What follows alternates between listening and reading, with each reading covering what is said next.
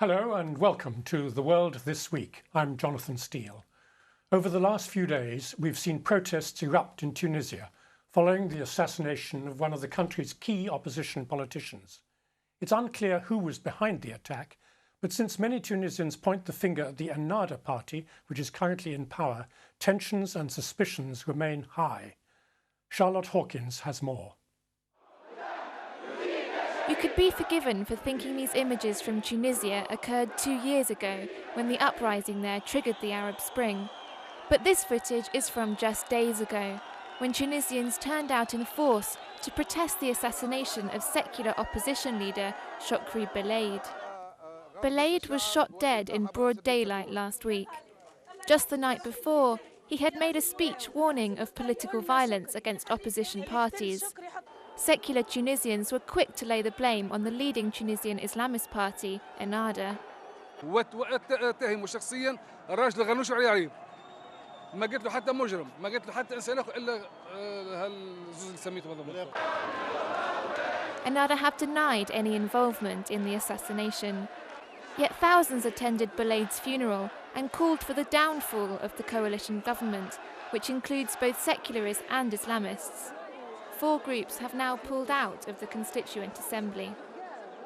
احنا نتظاهروا اليوم على باش ناخذوا حق الشهيد شكري بالعيد باش ننقذوا بلادنا من الظلم والاستبداد من ناس تحب باسم الدين يحبوا عندهم تحقيق اهداف يحبوا يحققوها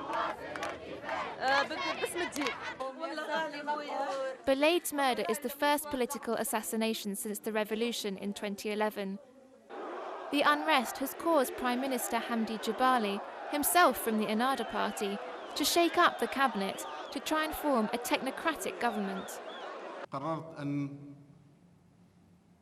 أشكل حكومة كفاءات وطنية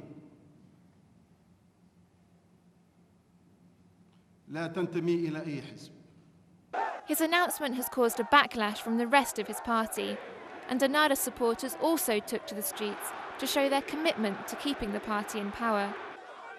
Could these divisions in the country derail Tunisia's transition to democracy?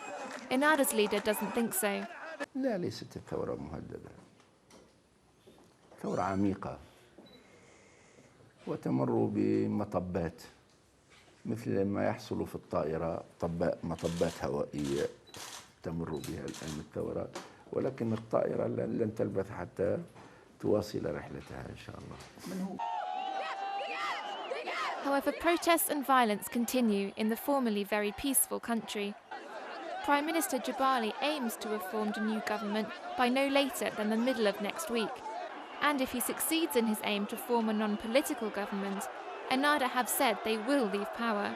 Will this be enough to pacify a disturbed population and maintain the integrity of the revolution? Charlotte Hawkins, Islam Channel. Well, a joint statement made by several of Tunisia's main parties, including the Ennahda party, has expressed their strong condemnation of the assassination of Shawky Derailed, and they all express their commitment to the aims of the revolution. But is the transition to democracy coming apart at the seams? Well, with me to discuss the future is Oliver McTernan, Director of the organisation Forward Thinking, welcome to the programme, who are key advisors to the Ennahda party. He was supposed to be in Tunisia right now coordinating a round of bilateral talks, but has had to cancel due to safety issues, and we're very glad to have him on the programme today. Also with me in the studio is Shawky Arif, a Tunisian political activist and PhD student. And on the phone we're joined by Dr. Noureddine Miladi, Associate Professor in the Department of Mass Communication at Qatar University. He himself is a Tunisian. Welcome to you all. Let me begin with you, Oliver McTernan. Tunisia was always seen as the model for the Arab Spring. It seemed to be the most successful country. Now, is everything falling apart? What's gone wrong? Well, I think what we're seeing is inevitable because the change, the revolution, first of all, threatened internal interests. It also threatened external interests. So what surprised me that there wasn't an attempt before now to destabilize it. Secondly, I think you have the rightful expectation of the majority of people who went out on the streets to see change, they had very high expectations, unrealistic expectations given the time limit of a government that wasn't fully in power, that had to make all sorts of compromises to be able to deliver on the promises, the expectations of people. So I think this is an inevitable part of a revolutionary change, and I would sincerely hope that the Tunisian people, as a people, will be able to come together and say, we can't see this fall apart, we've got to see it through. You use a very strong word, destabilise. That implies that this is undemocratic sort of coup and trying to reverse the revolution. I mean, what evidence do you have for that? I think there is a strong suspicion that there are external powers that... Well, which ones? It's difficult without hard evidence to say it's this country or that country, or if it's a country or factions within a country.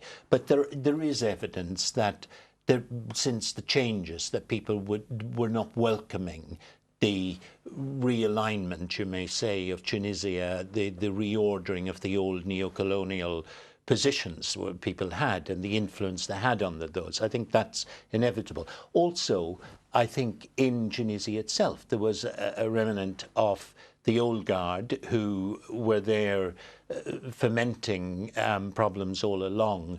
The last talks we had roundtable that included even Nida Tunis and Salafist parties and Ennahda party and the Troika parties, the one thing that united everyone was that there were sections of the media that were actually playing an extremely negative role. There was disinformation, there were stories. Now that united everyone, even the old guard of Well, let me bring in Tunis. Shawky Arif here, because you are Tunisian and you support the secular parties. Do you recognise this description of destabilisation going on?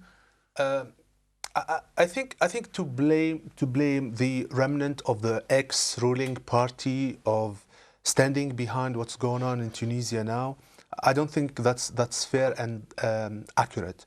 I think there is a responsibility for Ennahda, because it's the dominant party in the government and it's the de facto ruler of the country now, because when violence started soon after the elections of October 2011, whenever these militia and mobs attack meetings of political parties, Ennahda leadership comes up with an apologetic discourse, and in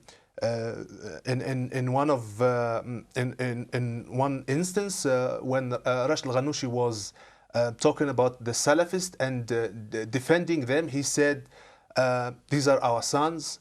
They have a cultural project, and they remind me of my youth." So if violence becomes a cultural project, and if political disagreements are solved by violence and physical violence, I don't think these are signs of people willingly and willing to build a democracy. Well, let me bring in Dr. Noureddine Miladi at this point. I mean, Dr. Miladi, do you accept the idea that there is some kind of destabilization going on, or is this legitimate disagreements that you have in any democracy? I mean, I certainly agree with the description of Oliver with regard to what's going on now in Tunisia, especially after the death of Shukri Belaid. I mean, let's recognize that this is a historic revolution that has happened in the country, a country that has survived under dictatorship for over 50 years, obviously since the independence from France. An independence which brought in an extremely secular government led by Bourguiba, and then for over 30 years, and then another ruthless dictator called Ben Ali, who had his demise under the power of the Tunisian public. Now, that legacy obviously left its marks all over the place in the country, and this is where the coalition government, and this is why it is suffering, and it is not to a large extent able to implement its agenda. That means the aims of the revolution. The legacy of the dictatorship for the last 50 years is there everywhere. in the secret service police, in the government administrations, in the bureaucracy, in the economy, in a way everywhere. And we've seen it. We see it now for the last basically 2 years in the media, for example, especially when we speak about the supposedly state media owned by the public and run by the public service broadcasters. Unfortunately, this media, including many other parts of the media who survived, who lived under the dictatorship, they've been doing the real counter-revolution project. So here you are, I think, a government led by a coalition who were supported by the voters on the 23rd of October 2011, who put high on their agenda to reform the economy, to reform the media, to reform the state bureaucracy, to reform everything in the country, to change basically the culture of dictatorship. They found themselves facing a real counter-revolution challenge from those who've been there entrenched everywhere in the organs of the system. So that's why we have been witnessing this. So I really totally agree with Oliver in the description. I disagree with the other colleague who straight away starts to blame the media. Now I'm not here to who starts to blame the coalition, especially another party. I mean, let's talk about something very, very important and historically, that Ennahda survived for the last 30 years under the dictatorship. They never called for any use of violence or call of violence. Sir, this is over 30,000 prisoners. May I say something? Well, let's just hold you there, because I think Shawky wants to challenge that. Yeah, well, Noureddine, I don't think that's accurate to say that Ennahda never engaged in violence. That's not accurate at all. Ennahda was planning a coup and infiltrated the military and the police apparatus. But let me add. This claim does not stand in front of any court or any judicial system, whether in Tunisia or outside the world. If you are claiming this, then Rashid Ghannouchi and everyone from Ennahda government or from Ennahda party itself, they would have been tried in courts because of this. So what you are claiming now, let him. I think let Shawky finish his point, please. Noureddine, Ennahda in February 2011, in a press conference, recognized the calamities of Bab Swiqa, and gave what I think and what I call a semi-apology, because Rashid Ghannouchi wanted to put the blame on the regime. This is not the. Well, I think we should try and look to the future rather than go back into the history a little bit. Let me turn to Oliver. I mean, what is your prediction of what's going to happen next? The Prime Minister has been, it seems to be at odds with his own party. He wants a technocratic government. The party doesn't. What is going to happen, do you think? Well, I'm hopeful. But Jonathan, can I just pick up something on Shawky there?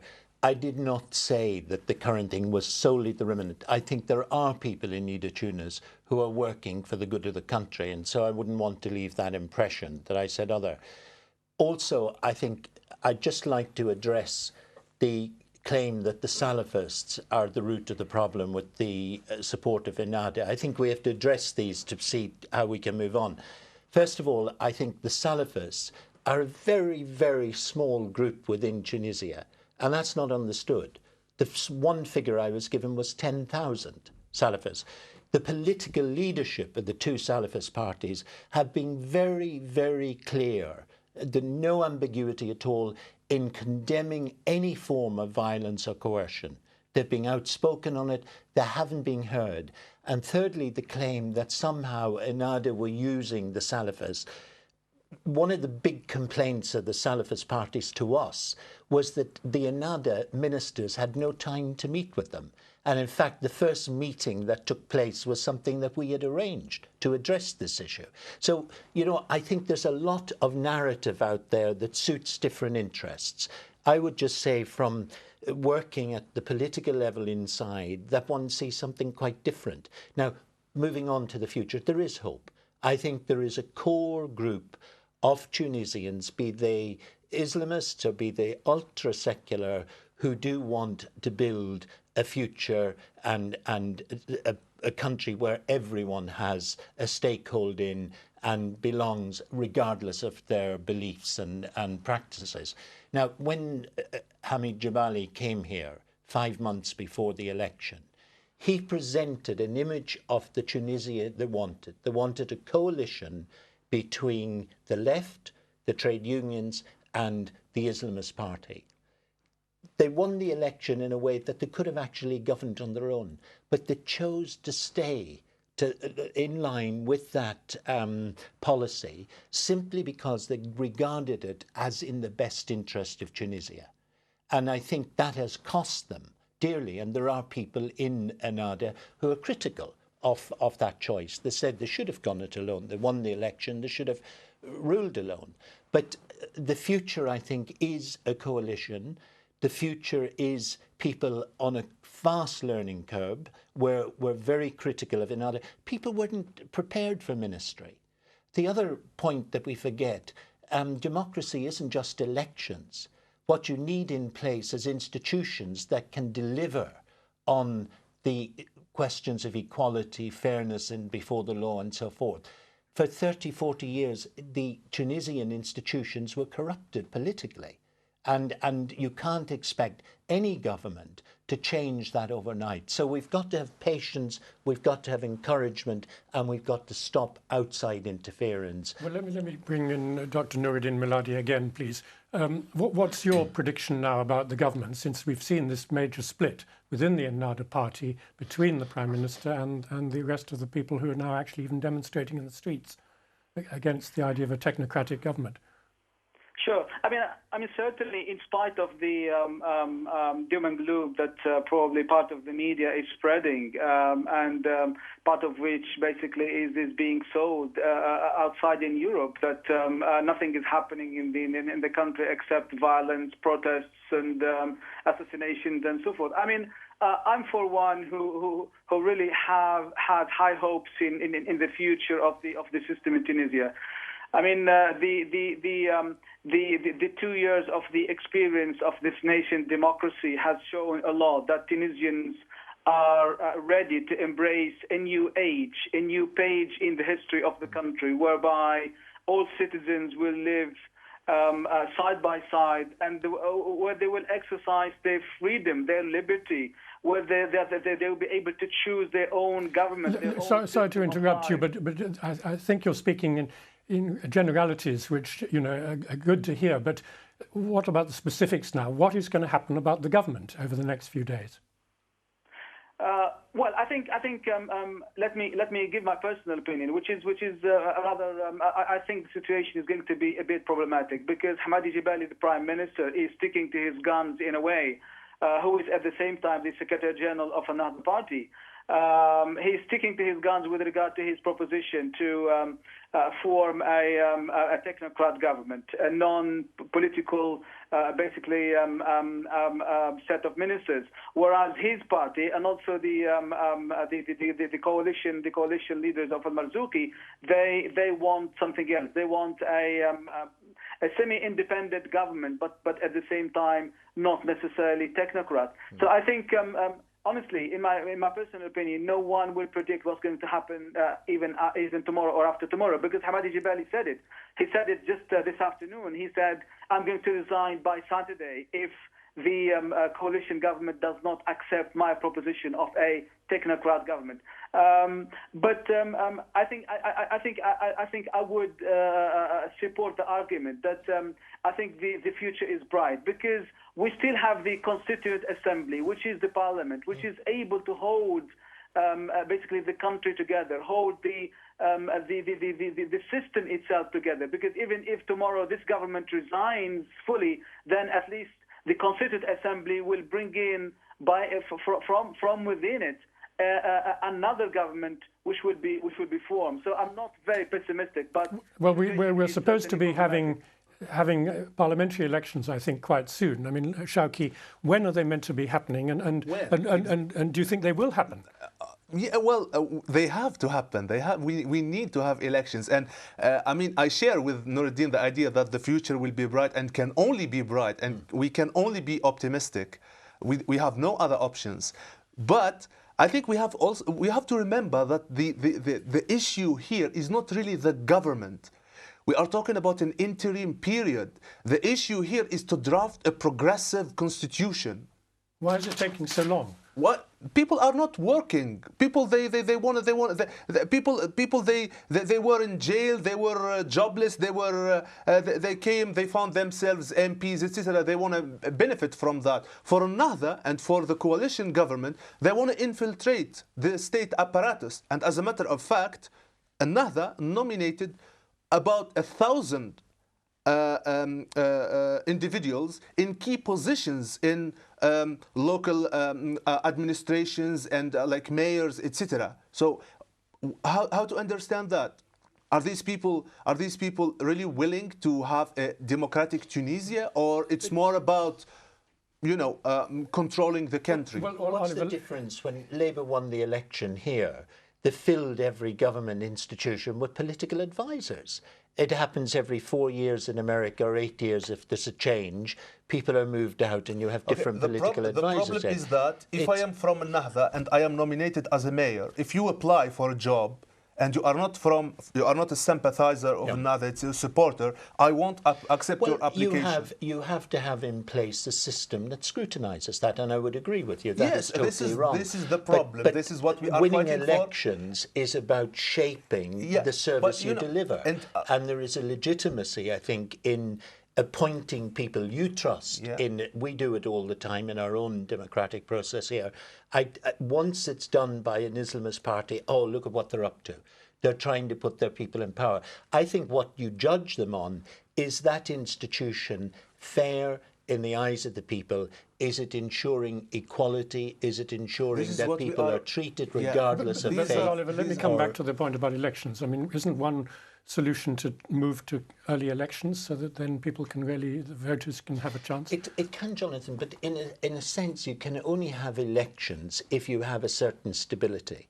You know, when there is this undercurrent of uncertainty and so forth, I don't think it is the best timing. I would agree with Jabali. I think his vision of creating a technocrat government now that helps the country stabilise, gives each party time to organise itself properly so that they can go to the people again, they can get a mandate of the people, the assembly can be reflective of that mandate and the different political visions in the country, legitimate diversity, you might say, and that, I think, would be the best way forward. I can understand people within the ruling party Ennahda saying, and even Marsouki's party, saying, look, we fought an election, we won it, we should be allowed to fulfill our mandate. We shouldn't allow an act of violence to destabilise the political process. I think there is an argument there that should also be heard. Yeah, I mean, well, I think we'll have to end now. We're running out of time.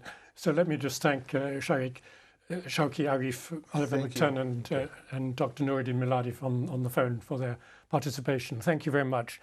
After the break, Iraq. 10 years on since the American invasion, what is the legacy?